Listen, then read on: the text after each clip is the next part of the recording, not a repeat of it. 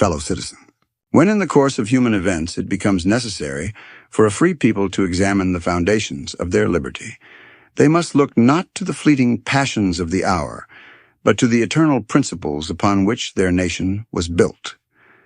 2 centuries and more have passed since the colonies of America dissolved the political bands which had bound them to tyranny.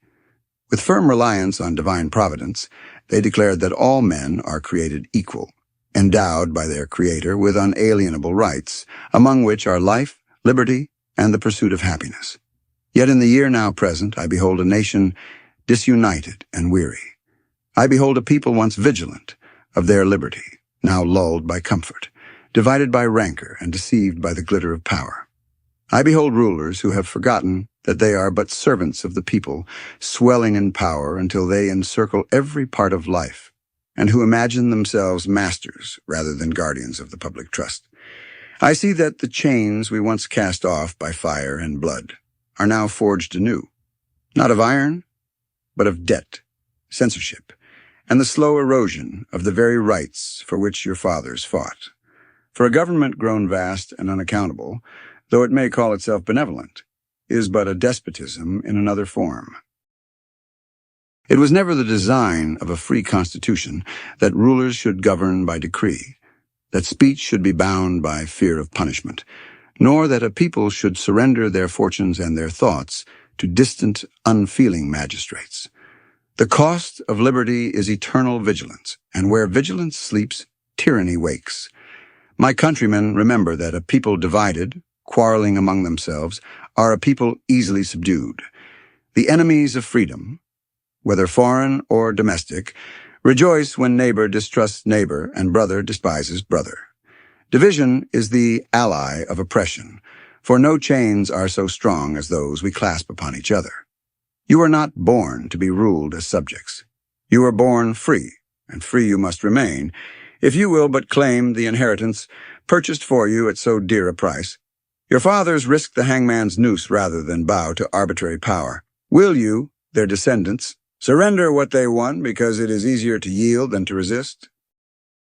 A government is just only when it derives its powers from the consent of the governed, and when it secures rather than destroys the rights of the people.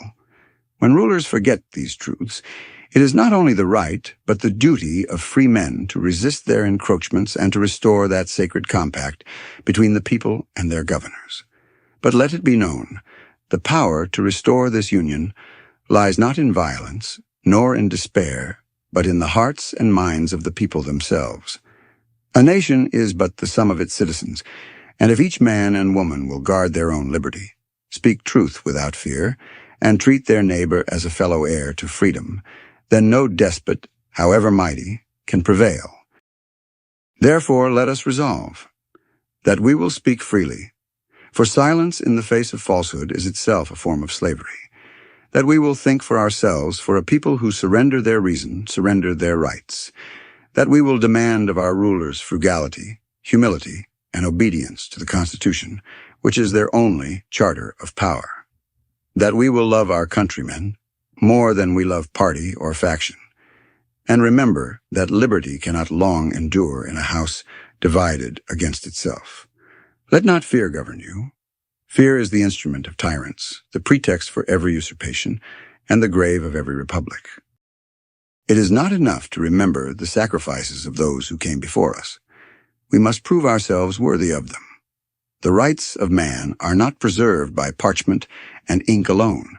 They are preserved by the courage of the living, by the constancy of those who will not bend knee to unlawful power, and by the unity of a people determined to remain free.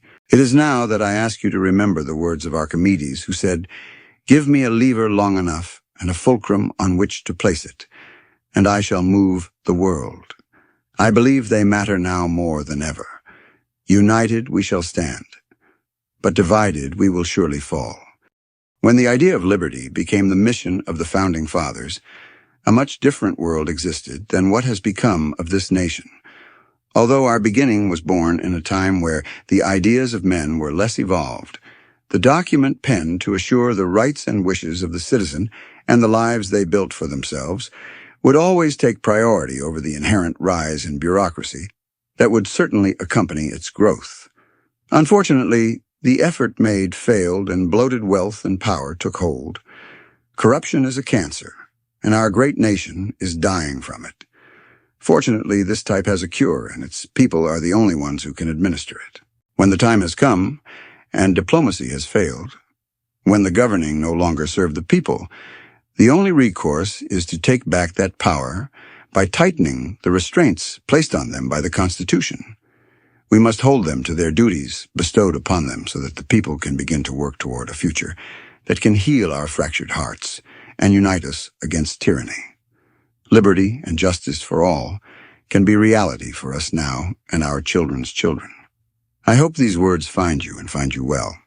God bless you, and God bless the United States of America.